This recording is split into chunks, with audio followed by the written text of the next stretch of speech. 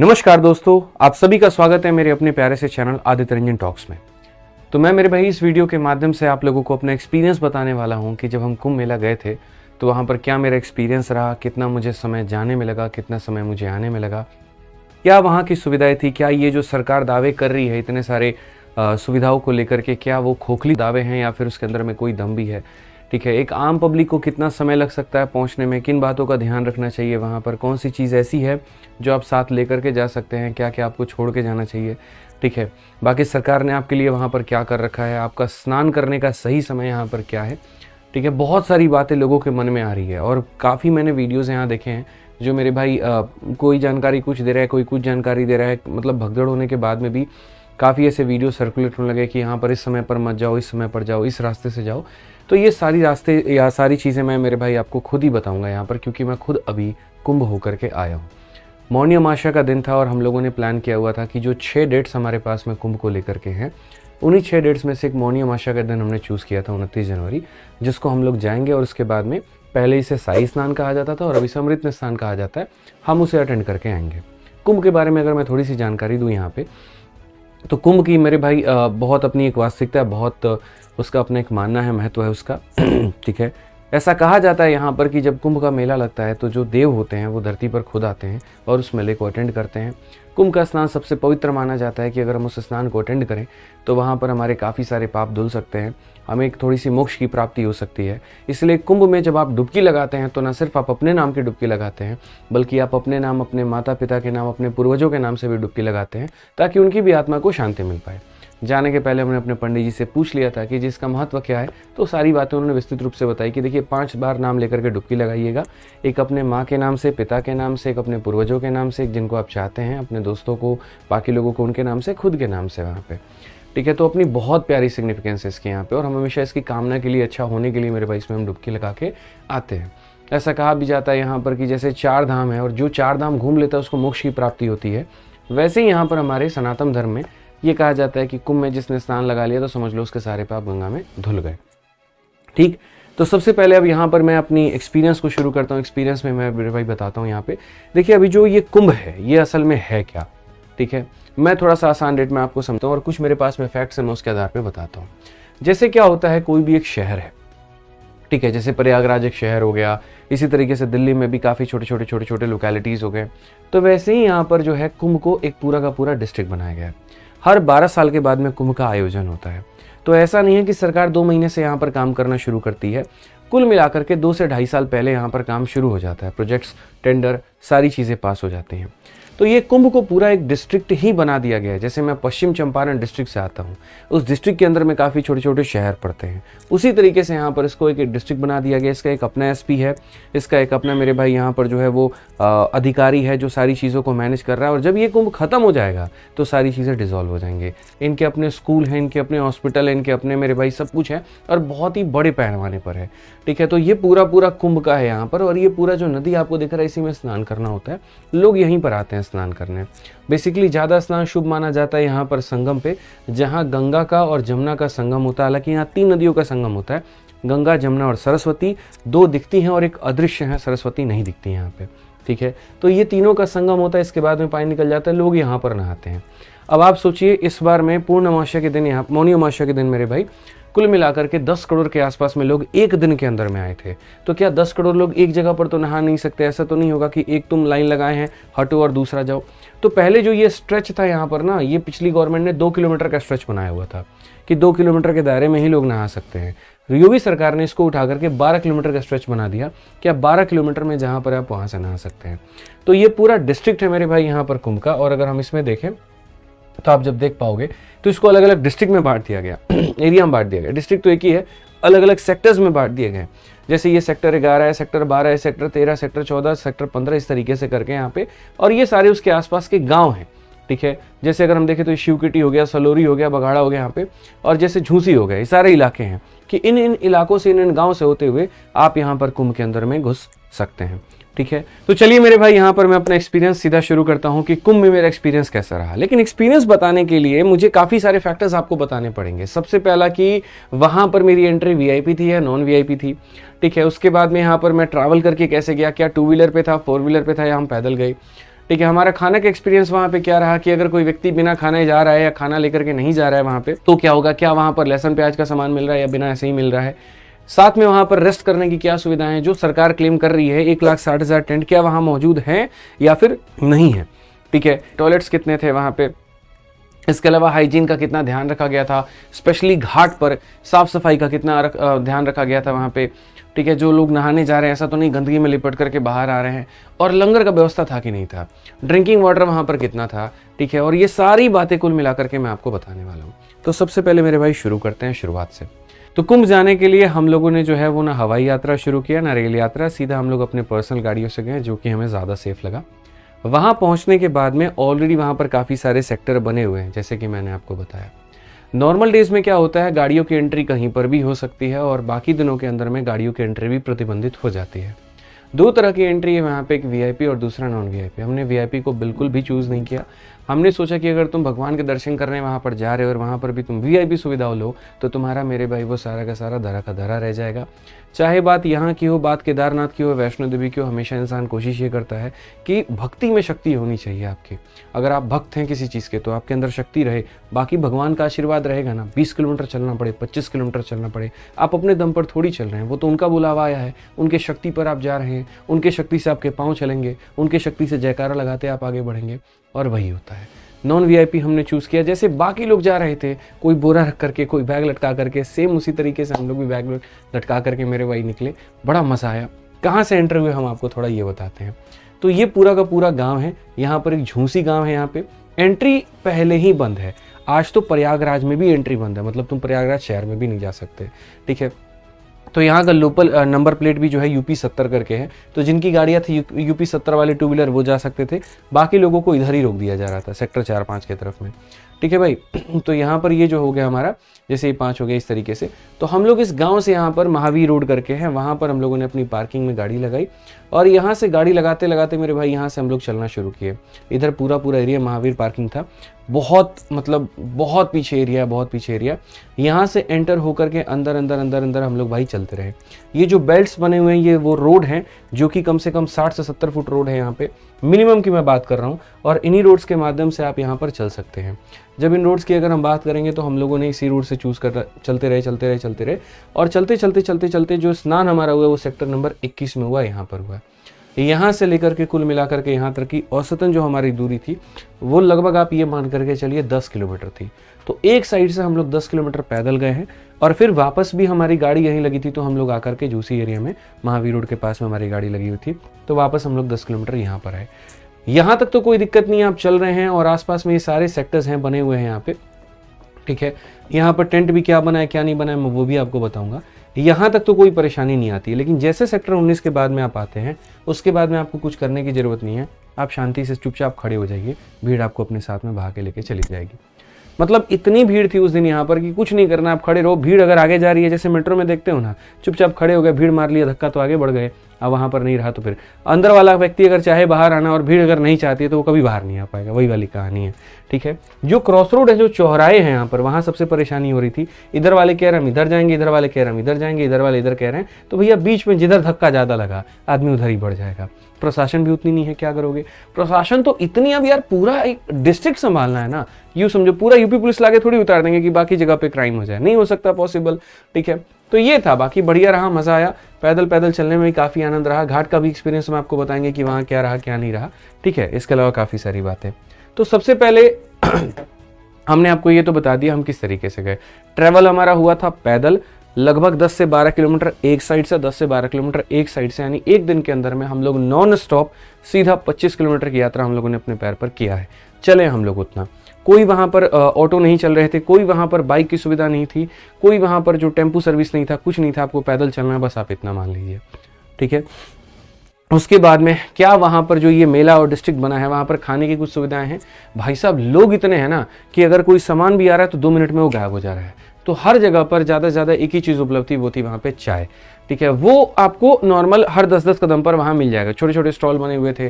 ठीक है। बाकी जितने खाने के आइटम्स थे वहाँ पर वो सारे के सारे ऐसे थे बिना लहसुन बिना प्याज वाले। तो उनमें जैसे भूजा आ गया, बाकी छोटी मोटी चीज़ें आ गई जो आप खा सकते हैं। बट आप ये सोचिए कि कोई रेस्टोरेंट में हमको एकदम मिल जाएगा यहाँ शाही पनीर मलाई कोफ्ता, ऐसा कुछ भी नहीं था वहाँ पे। ठीक है। कोई मेले के अंदर में ऐसा दूर दूर तक कुछ भी नहीं था। खाने में ये हो सकता है कि जितने वहां पर, जैसे मैं आपको ये बताऊं कि अब लोगों के मन में ये भी था कि सर ये मेला है, तो मेला है तो सर यहाँ पर गेमिंग एरिया भी होगा, झूला भी होगा और ये चीज़ होगा। ऐसा कुछ भी नहीं है। कुंभ मेला नाम है लेकिन वहाँ पर ऐसा मेला नहीं है। असल में जो यहाँ टेंट बने हैं वो अलग अलग साधुओं के टेंट हैं, ठीक है। अब आप ये सोचोगे सर IT बाबा का टेंट कितना बड़ा था, वो टेंट नहीं था, वहाँ पर एक छोटा सा एरिया दे दिया गया था उनको बस। मेन जो पंडाल बनते हैं वो अलग अलग बाबाओं के बनते हैं जो बड़े लेवल के हैं। वहाँ पर उसके अंदर में वो अपना सांस्कृतिक कार्यक्रम करा रहे होते हैं, चाहे वहाँ पर छोटी सी महाभारत की लीला करा दी या फिर रामायण की लीला करा दी, वहाँ पे प्रवचन अपना दे रहे हैं लोग, उसी के अंदर में बैठे हैं कंबल वंबल लेकर के। क्योंकि जो टेंट सरकार ने बनाए थे वो तो बहुत ही कम थे, मतलब ऊँट के मुँह में जीरा के बराबर में था। इससे ज़्यादा सरकार बनाती एरिया भी नहीं था उनके पास में।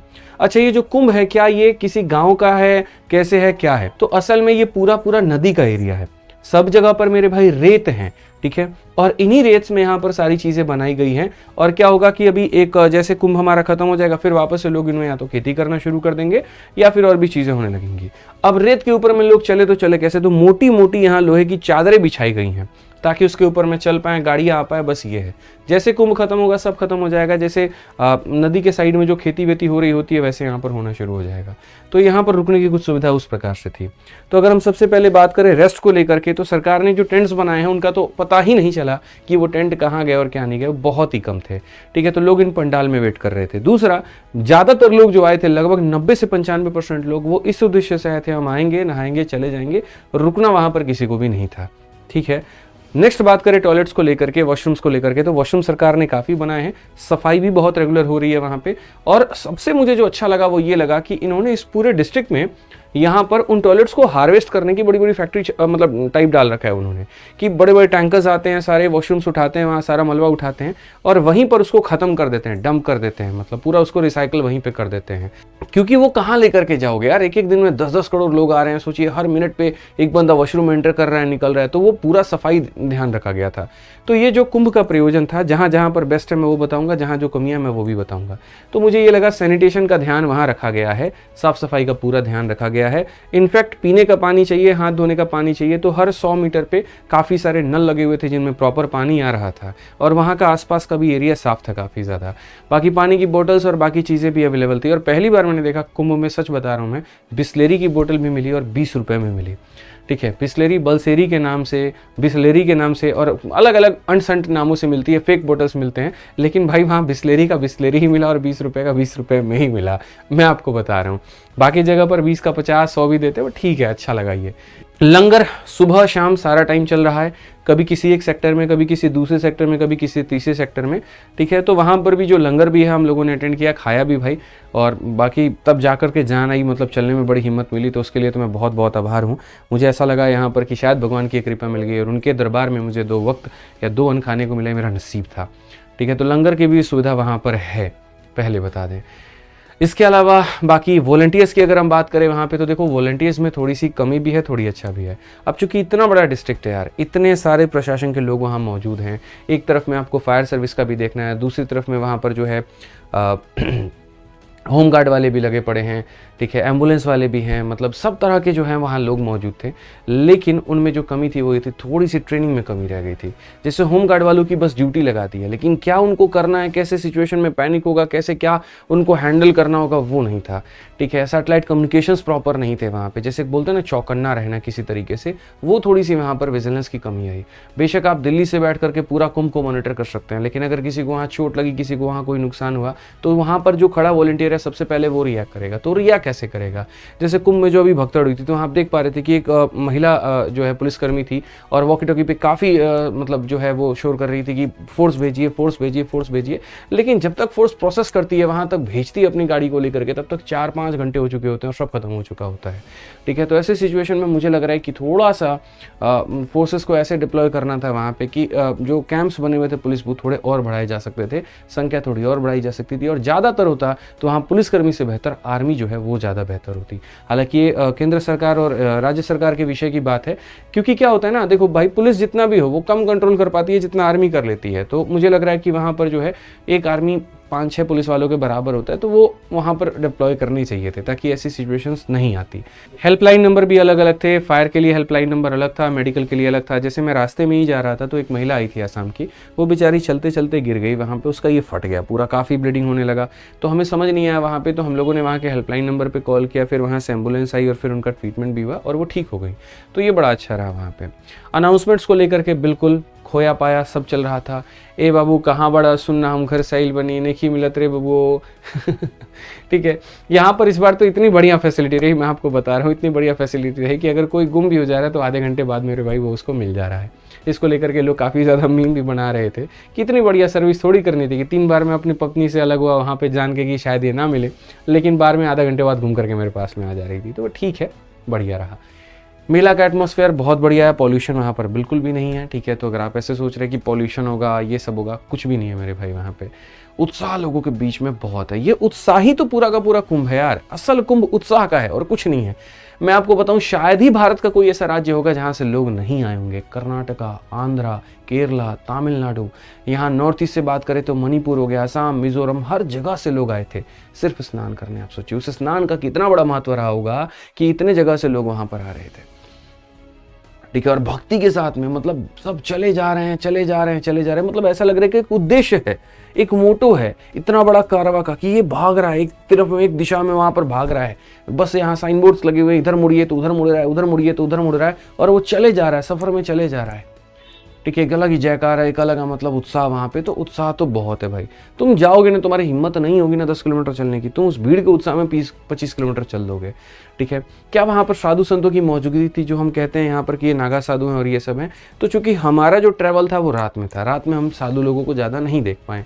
साधु लोग जो होते हैं वो दिन में यहाँ पर दिखते हैं, बाकी रात में वो अपने टेंट में सो रहे होते हैं। तो हम लोगों ने सारी यात्रा रात में, किसी वजह से हमें इसका कोई अनुभव नहीं मिल पाया। अलग अलग सांस्कृतिक आयोजन हुए वहाँ पे, बहुत अच्छा लगा देख करके। जैसे मैंने पहले भी बताया आपको कि जो साधु लोगों के टेंट लगे हुए थे, वहाँ पर कोई अपना भजन दे रहा है, कोई कीर्तन कर रहा है, कोई वहाँ पर अपना आयोजन कर रहा है। तो ये बड़ा अच्छा रहा मेरे भाई। अब नेक्स्ट बात करते हैं चैलेंजेस और प्रिकॉशन कि भैया अगर आप कुंभ जा रहे हैं तो किन बातों का ध्यान रखें। पहली बात, अगर कोई औरत प्रेग्नेंट है तो वो ना जाए। अगर छोटे बच्चे हैं तो वो बिल्कुल भी ना जाए, मैं आपको मतलब सलाह दूंगा यहाँ पे। और ख़ासकर ये जो 6 डेट्स दिए गए हैं इन पे तो बिल्कुल भी मत जाओ। बिल्कुल भी मत जाओ का मतलब बिल्कुल भी मत जाओ, क्योंकि सब एरिया बंद कर दिया जाता है। अगर आप ये सोच रहे हो हम गाड़ी ले जा करके लगा देंगे, 70 किलोमीटर पहले से तुम्हारी एंट्री बंद कर दी जाएगी। कितना चलोगे ये बताओ? हमारी तो 15 किलोमीटर पहले गाड़ियाँ बंद कर दी गई थी। अभी जो भगदड़ के बाद हुआ 70 किलोमीटर पहले गाड़ियाँ रोक दी गई हैं। कैसे जाओगे? जिस दूरी को आप बाइक से 10 से 15 मिनट के अंदर में तय कर सकते हैं, उसको बाइक से तय करने में 3 घंटे का समय लग रहा है। गाड़ी से तो जाने का सवाल ही पैदा नहीं होता। ठीक है, आप इतना समझ लीजिए भीड़ इतनी सारी थी, बट ठीक है, मज़ा आया। मतलब एक अलग ही आनंद है, एक अलग ही उत्साह है वहाँ पे। ठंड जो है भाई बिल्कुल भी नहीं है, मैं ऐसा बिल्कुल भी नहीं कहूँगा। ठंड है, चल रहे थे तब भी वहाँ पे ठंड लग रही थी, क्योंकि पूरा खेतों का एरिया है ना, खुला एरिया है ना वहाँ पे। तो बहुत ज़्यादा ठंडी के कपड़े भी लेकर के मत जाइए, बट हाँ इतना भी नहीं कि हीरो बन के चले गए, ठंड लग जाएगी वहाँ पे। ये है, रात का समय था तो और ठंड गिर रही थी हमारे ऊपर में, बट मज़ा आ रहा था भाई। बाकी मेरी जो पर्सनल सीख मुझे देखने को मिली, और कुंभ से मैं एक ही बात कहूँगा यहाँ पर कि देखो, जीवन में तो इंसान हर कुछ करता है। मैं तो चूँकि शिक्षा से जुड़ा हुआ हूँ, यहाँ पर पढ़ाना मेरा धर्म है, मेरा कर्म है, मेरा सब कुछ है। ठीक है, लेकिन उसके बाद में भी छोटी छोटी जो भी सांस्कृतिक चीज़ें हो रही होती हैं, मैं वहाँ जुड़ने का पूरा कोशिश करता हूँ, अपना पूरा योगदान देता हूँ, ताकि मैं यहाँ पर कितना भी हूँ तो वो जो ऊपर वाले की एक छोटा सा क्रिएशन हूँ मैं। ठीक है, और उनसे जुड़ने का मुझे कहीं पर भी कोई एक मौका मिलता है तो मैं उसको छोड़ता बिल्कुल भी नहीं। मैं अपने परिवार के साथ में हमेशा वहाँ खड़ा रहता हूँ। मेरे भाई लोग हो गए जो मेरे साथ में हैं, मेरे माँ बाप हो गए, मेरी भाई बहन हो गए, मैं सबके साथ में वहाँ जाने की पूरी कोशिश करता हूँ, ताकि अगर छोटा सा भी पुण्य हो पाए तो हम यहाँ पर वो कमा पाए। ठीक है, इंसान जीवन में आए दिन बहुत सारी चीज़ें कर रहा होता है जिसमें कुछ सही है, कुछ गलत है, और उसको इस बात का आभास नहीं है। लेकिन अगर आपको इतना ज़रूर पता है कि ये करने से थोड़ा सा हम पुण्य कर सकते हैं अपने जीवन में, अपने माँ बाप के जीवन में, थोड़े जीवन में, तो वो ज़रूर करनी चाहिए। ठीक है, तो इसी उद्देश्य के साथ में थे हम वहाँ पे गए थे। अच्छा रहा, बहुत मज़ा आया। काफ़ी लोग पूछ रहे थे कि सर कैसा रहा एक्सपीरियंस, क्या रहा। हमने कहा चलो वीडियो ही बना देते हैं और तुम लोग इसी से देख लेना। प्रैक्टिकली हर किसी को आंसर कर पाना बड़ा मुश्किल सा हो जाता है। ठीक है, बट मज़ा आया। तो कुंभ में जाएं तो अपनी सावधानी का, पूरा सुरक्षा का खुद ही ध्यान रखें। वहाँ मोबाइल नेटवर्क सर बिल्कुल काम नहीं करेगा। बिल्कुल का मतलब बिल्कुल काम नहीं करेगा। छोटे मोटे हैक्स भी हमने अपना के देख लिए। ठीक है, नेट तो आप भूल ही जाइए। मतलब हमको एक वीडियो भेजना था यहाँ पे अपनी टीम को लेकर के, और वहाँ पर जो है जब तक हम प्रयागराज से बाहर नहीं निकल पाए तब तक हम उस वीडियो को नहीं भेज पाए। तो नेट्स का बहुत इशू है, ठीक है। ऑटो भी बिल्कुल कुछ भी नहीं चल रहा है, ठीक है, मज़ा आ रहा है। तो आनंद लीजिए मेरे भाई कुंभ का आप लोग। अभी तो फरवरी में 26 फरवरी तक आप जा सकते हैं। 6 स्नान में से 3 हो चुके हैं, 3 हमारे और बाकी हैं, ठीक है। और कोशिश करिए यहाँ पर कि वीआईपी कल्चर ना अपनाएं, ठीक है। हम बहुत सादगी से गए, बड़े आराम से गए, बड़े प्यार से गए। तो एक ही बात बोलूँगा, जाइए और अपने परिवारजनों के साथ में जाइए, आनंद लीजिए इस चीज़ का लेकर के, और कहीं पर कोई अराजकता मत फैलाइए, क्योंकि आप भगवान के दरबार में जा रहे हैं। बस इतना ही कहूँगा। जय प्रयागराज, जय कुंभ, जय भारत।